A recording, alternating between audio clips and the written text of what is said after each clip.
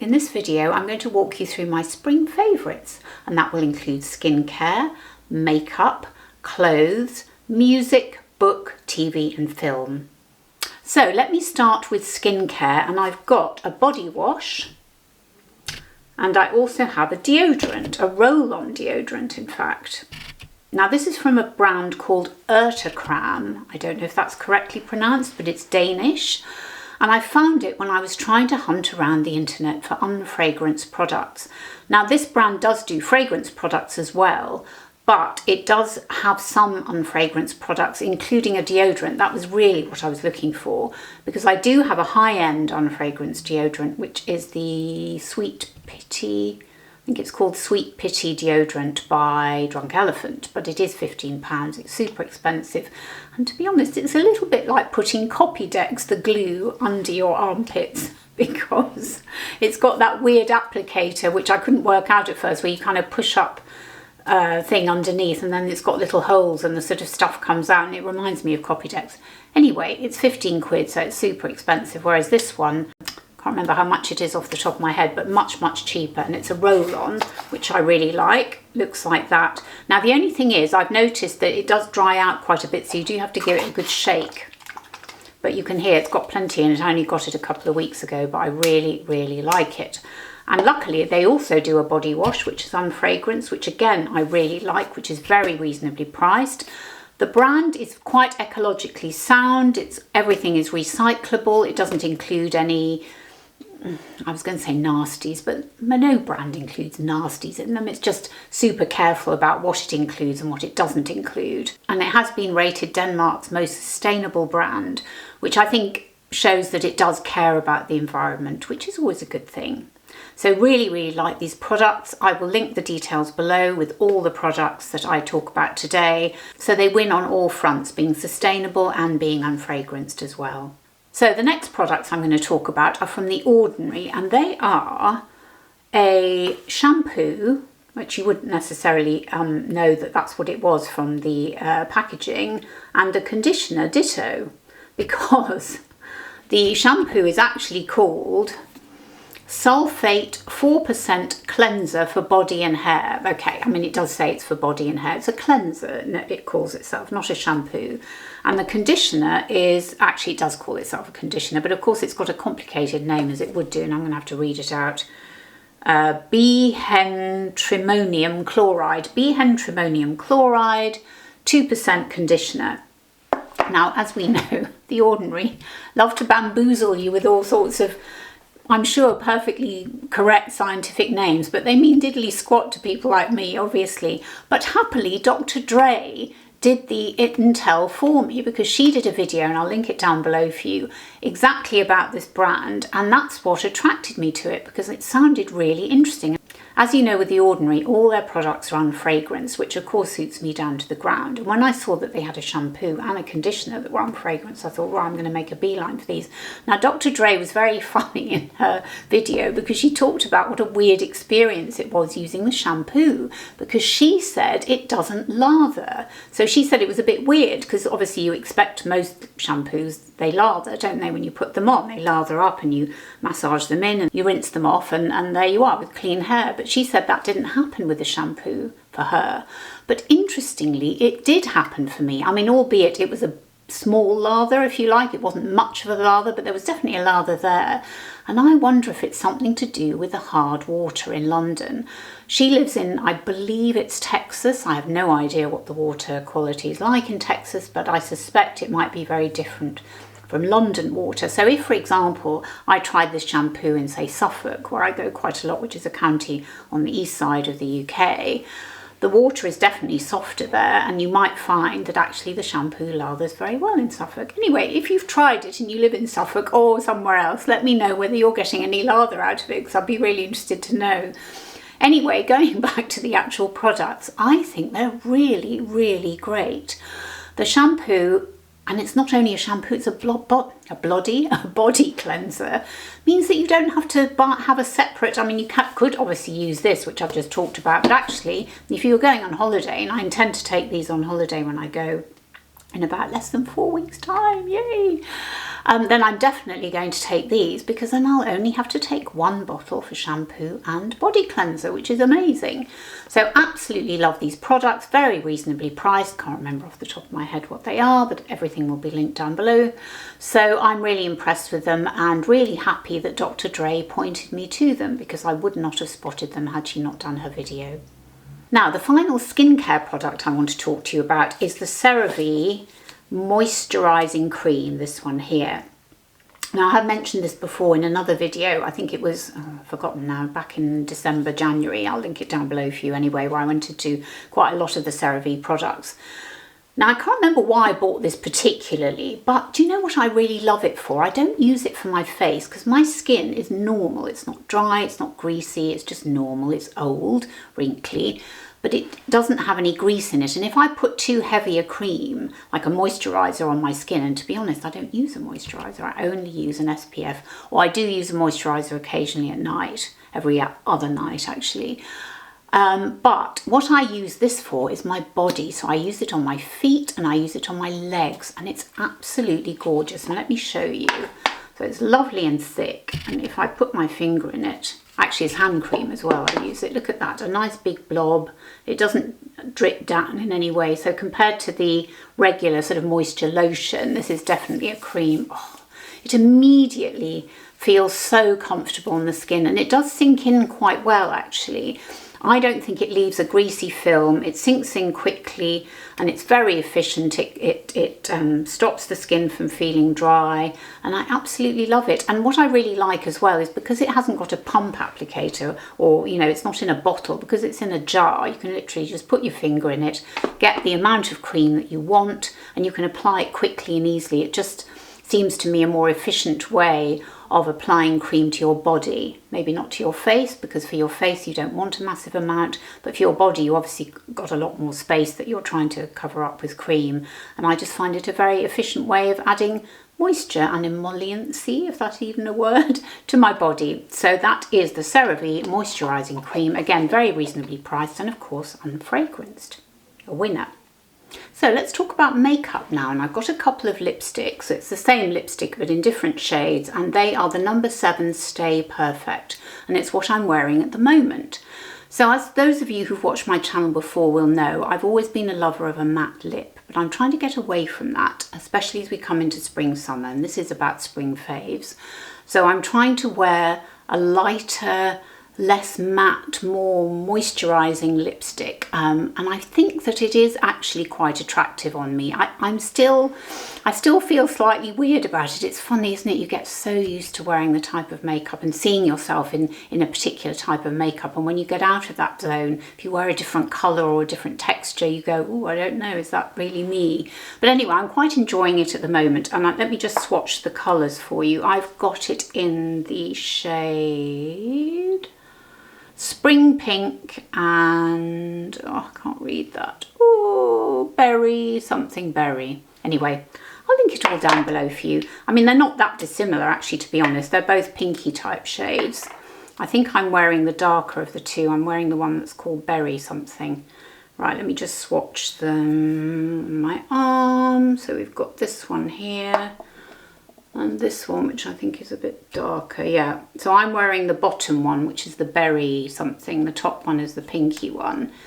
But they are very, very beautiful colours, I think. And because they're moisturising, they feel moisturising on the lips, but they're not too shiny, which is not what I want at all. So I'm really loving them. They feel very comfortable on the skin, and I think they're really suitable for spring, summer. So very happy with those. So that's the what's it called again? That's the No. 7 Stay Perfect. That's it, not moisture at all. And the No. 7 Stay Perfect. And again, very reasonably priced. I think they're about £10 or £9.95, something like that. I must say I am a massive No. 7 lover at the moment. I'm actually wearing the Stay Perfect foundation, which I seem to be wearing every day at the moment. And it's got an SPF 50, although yes, I do wear my SPF underneath it, but still, double bubble, why not? So the next item in my spring faves is a nail polish, or rather some nail polishes, and a base coat and top coat. and they are from Beauty Pie. Now, I've been a lover of gel nails for some time, although obviously not recently, not during COVID, although I did get them done about 2 months ago for the first time in 2 years. But before lockdown, I used to get them done all the time. Then I bought myself a manicure set from Amazon, which actually was quite good. It's just that I'm not very good at doing my own nails, and I did manage it, but it was a bit of a pain. Anyway, fast forward to about 2 months ago, and I saw that Beauty Pie were doing nail varnishes, and I just thought, look, I've got this membership. That was at the time when you had to buy the membership. At the moment, they've got it on for 60 days for free, so definitely worth having a punt at the moment if you fancy it. But anyway, and actually, if you don't know anything about Beauty Pie, I'll link my video down below that I did recently about it. But I thought I'd give the nail varnishes a go just because, as I say, I had the membership, very reasonably priced to buy the nail varnishes if you are a member. Now, I have to say, I am absolutely amazed at the swiftness of the drying. I mean, I think the quality of their nail polish is very good anyway, but the swiftness of the drying was quite incredible, and the no chips, because I am really bad at doing a manicure. I mean, yes, I know you must buff your nails and file them and make sure they're clean and do all of that, and I do that up to a point, but I find it quite boring. Anyway, I decided to take a punt on the nail polishes. So what I've got is I have got which one is this? I have got the, where is it now? That's the base coat, and this is the top coat. And then I've got 2 colours as well. So I've got these 2 colours and the base coat and the top coat. So all 4, they look like this, very reasonably priced. I think they were about £4 each, something like that. But again, I'll put everything down below for you. I did my nails about 4 days ago, 4 or 5 days ago, and look, not a chip in sight. I mean, I know it's a pale colour, but honestly, my nails have never been so good with polish that isn't gel, but definitely worth a punt if you're in the market for some nail polishes. And I'm going to take these away with me when I go on holiday. Now, let's talk about knickers, or if you're in the States, panties. Now, I have bought these fantastic, I mean, they look huge. I suppose they are huge. They're a size, what size am I in the panties? I think I'm a size 12 British, which is a size 16, I think. No, can't be. There's a size, it's 2 sizes down, isn't it? So a size 8. Yeah, so that must be a size 8 US, size 12 UK. Now, usually I'm a size 10, but I like my knickers to have some, you know, I don't want them to be tight. Anyway, these are absolutely brilliant. So this is the brand. They're called Love Leggings. And there's a little picture here, which they sent me in the box of knickers, a pack of 3. And at the moment they're doing a campaign with a charity in Britain called the Eve Appeal, which is a gynecological charity. I know a bit about it because I used to work for another gynecological charity. Anyway, the upshot is these knickers are amazing. And I have talked about this brand very briefly in, I can't remember which video it was. It was a clothing video I did. I'll link that down below for you, where I talked about their leggings, because they're called Love Leggings. That's the brand. But they're now branching out into knickers or panties. And I'll tell you what, they are so comfortable. This isn't sponsored. I don't have a code. Well, actually, I do have a code, but it wasn't given to me in exchange for anything. It just happens to be in the pack. Now, I don't know, I think this might not, it might just come out in time for you to have a go, because this video is due to come out next Sunday, which I think is the 31st of May. So you might just be in time to be able to use the code. Anyway, I'll put the details down below for you. I think these knickers are fabulous. If you're in the market for nice smooth looking knickers or panties that don't show under trousers, these will be your friends. Now, I thought we'd talk a bit about music, books, cinema and TV. So I thought I'd share with you my favourites, and I'll try and do this on a regular basis, at least monthly or bi-monthly. So I want to talk first of all about music, because the only time, it's really weird, I don't tend to listen to music that much at home, but I do listen to it when I'm out on my daily run, or not daily run, that's rubbish, I don't do a daily run, on my daily walk where I try to run occasionally. And one of the artists, a newish artist to me, I think she's only came out a couple of years ago, and her name's Celeste, and she has a song called Love Is Back. Oh, I absolutely love it, and I will link all the details down below for you. She's, I think, originally from the States, but she lives over here, and she has a fantastic voice. It's a little bit Amy Winehouse, a little bit Adele, but she writes her own material, and her voice is very, very special. I just love that song, Love Is Back. I highly recommend listening to it. And I've also chosen an older song, but it's a song that I've only just discovered. It's by Stevie Nicks and it's called Edge of 17. And when it first came on, it was on my Spotify list, but I hadn't chosen it. It was one of those kind of enhanced playlists or something, or daily mix that's recommended for you, you know, it's that sort of thing. And it came on and I thought, well, hang on a minute, that's Destiny's Child. And I think it's from Can You Handle It? What's it called? Is it Charlie's Angels or something? That's it. The theme tune to Charlie's Angels. But they'd obviously sampled Edge of 17, which I didn't know. I had absolutely no idea. And I did vaguely recognise the song, but I didn't know it. Anyway, I absolutely love it, and it's one of my new favourites. Okay, let's talk about TV now, and a series that I've just finished watching, which I know must be available in the States because it's made in the States, and I think it's called Julia, and it's about Julia Child, and it stars a very British actress whose name is Sarah Lancashire, who's a big star over here in the UK, and I'm so pleased she's doing well in the States as well.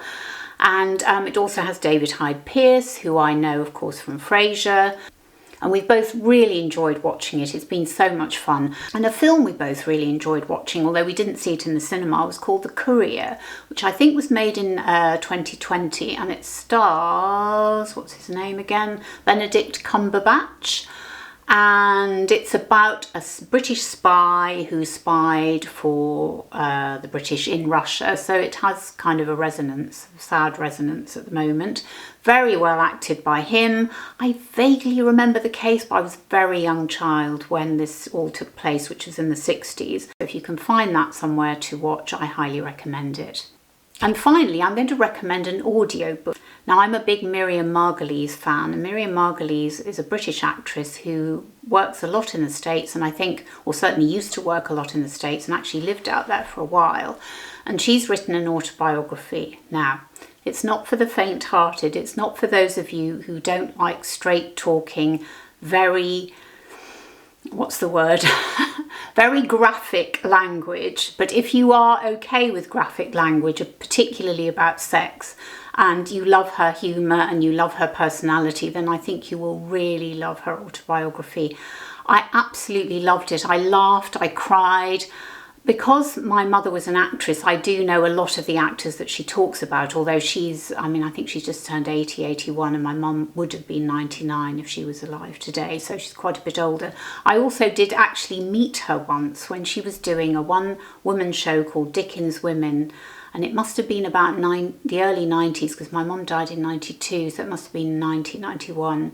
And we went backstage afterwards because my mother knew her, and she was just delightful. She really was delightful and warm and friendly. And yeah, I loved her. Anyway, I highly recommend the audiobook. I mean, I'm sure you could obviously read it as a hardback book or a paperback or on a Kindle, but there's something about listening to her fantastic speaking voice, because that's how she started out, really, made her name, was doing voiceovers. So I highly recommend it. I absolutely loved it. And if you have read it or you do read it, please let me know. I'd love to know what you think. So there you have it. Those are my spring faves for 2022. I really hope you've enjoyed this video, and if you have, please consider giving me a thumbs up and subscribing to the channel if you haven't already, and hang around and watch a few more videos. I've got plenty to choose from. I'll put the playlist down below for you and up there in the corner. And thanks again so much for watching, and I'll look forward to seeing you on my next video. Bye!